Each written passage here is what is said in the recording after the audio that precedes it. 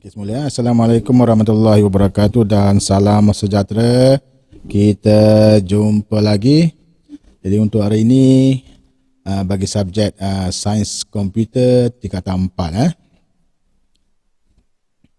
kita dah masuk tajuk yang terakhir iaitu 3.0 interaksi manusia dan komputer. Jadi tajuk yang terakhir cikgu dah sentuh berkenaan dengan 3.1 reka bentuk interaksi. Jadi untuk malam ni kita tengok apa yang ada dalam tajuk ini, reka bentuk dan interaksi. Okey, kita ada dua tajuk iaitu 3.11 keperluan interaksi antara manusia dan komputer dan 3.12 menilai produk interaktif berdasarkan tujuan dan prinsip asas reka bentuk interaktif. Jadi kita akan tengok dulu tajuk T4 3.11 keperluan interaksi antara manusia dan komputer.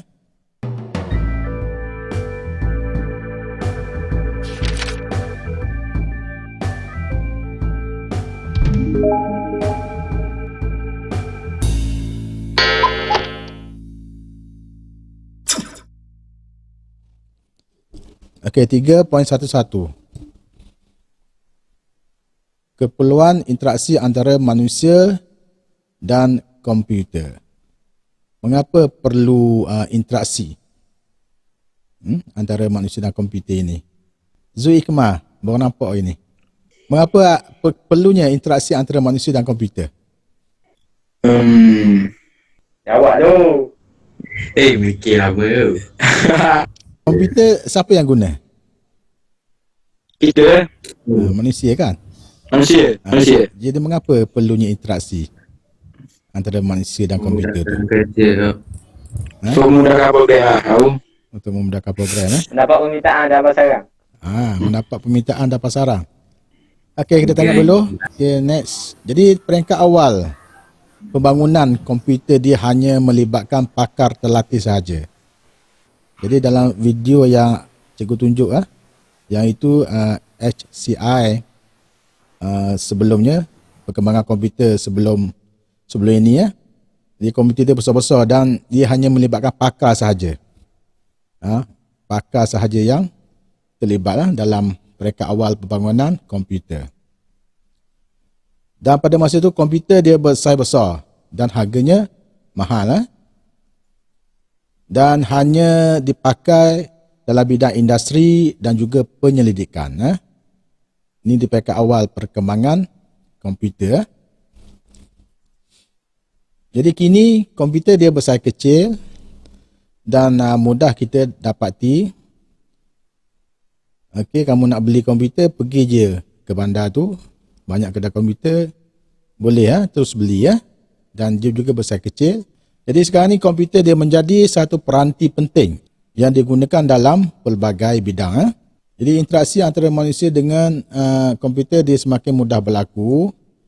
Ianya merupakan proses dialog ataupun kegiatan yang dilakukan oleh manusia untuk berinteraksi dengan komputer.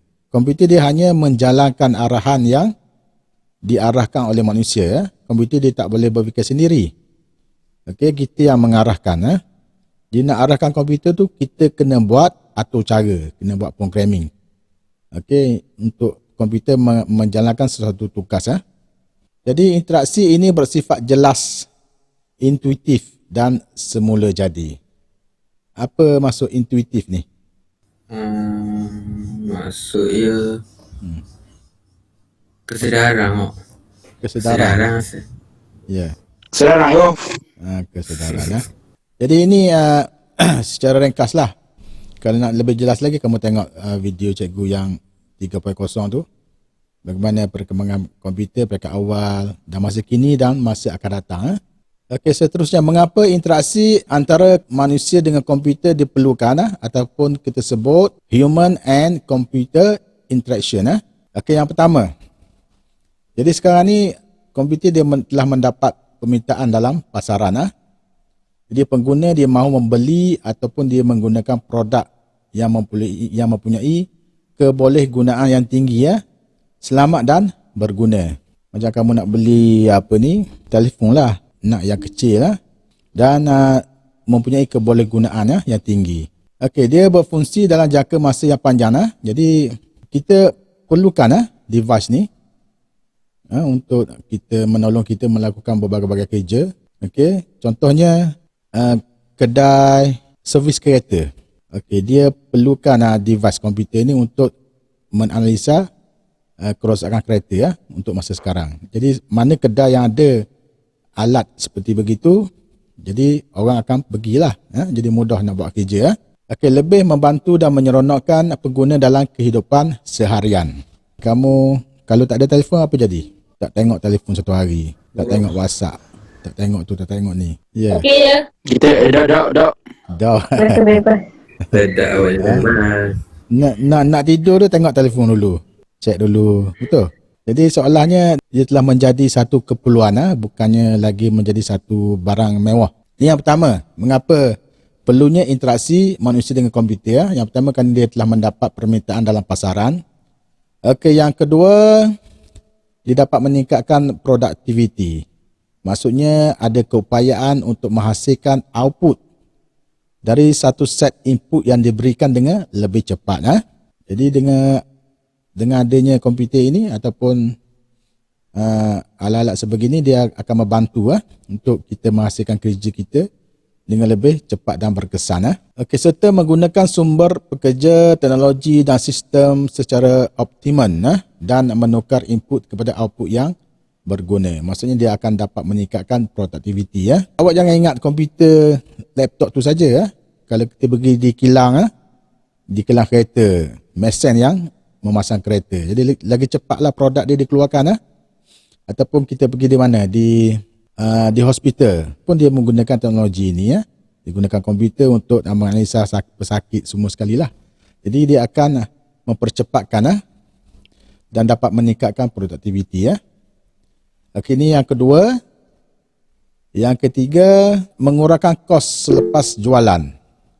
Jadi maksudnya apabila pengguna dia membeli satu produk ataupun sistem yang awak buat tu, jika sistem itu tidak berfungsi, jadi pengguna dia akan menghantar balik produk itu untuk diperbaiki. Jadi ini akan meningkatkan kos selepas jualan. Jadi kita tak mahu tak mahu adanya peningkatan kos selepas dibeli. Kita nak mengurangkan kos selepas jualan. Jadi produk yang kita keluarkan itu kita pastikan berfungsi supaya dapat mengurangkan kos selepas dijual. Ini yang ketiga, mengapa perlunya interaksi antara manusia dan komputer, nak mengurangkan kos selepas jualan. Dan yang keempat, kita juga nak mengurangkan kos pembangunan. Elakkan daripada melaksanakan ciri-ciri yang tidak disukai oleh pengguna dan produk yang tidak cekap. Maksudnya sebelum kamu keluarkan satu produk itu atau sistem, kamu kena buat kaji sidik dululah. Macam mana produk yang pengguna suka. Kena up to date maksudnya. Kena buat kajian. Sebab kita nak mengurangkan kos pembangunan. Jadi kos pembangunan dapat kita jimatkan bila kita buat kajian terlebih dahulu.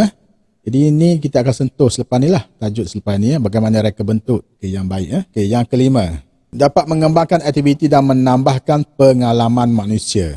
Ini yang kelima, mengapa perlunya interaksi antara manusia dan komputer.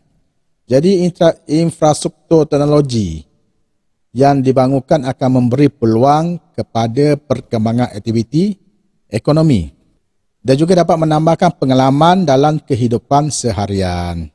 Yang keenam, pengkomputeran sosial. Jadi perkembangan laman sesawan dapat menjana persekitaran interaktif sosial untuk mewujudkan peluang berkomunikasi atau perhubungan sosial antara manusia. Okey, dan juga manusia tidak akan berinteraksi dengan mesin ataupun komputer sahaja, malahan manusia akan berinteraksi dengan manusia yang lain melalui penggunaan komputer. Okey, itu maksudnya ada 6 perkomputeran sosial. Mengapa perlunya interaksi antara manusia dan komputer. Okey, habis tajuk ni. So kena ingatlah ada 6 keperluan interaksi antara manusia dan komputer. Okey, so kita akan sambung tajuk yang seterusnya pada minggu hadapan. So Okey. Okay. kita jumpa lagi.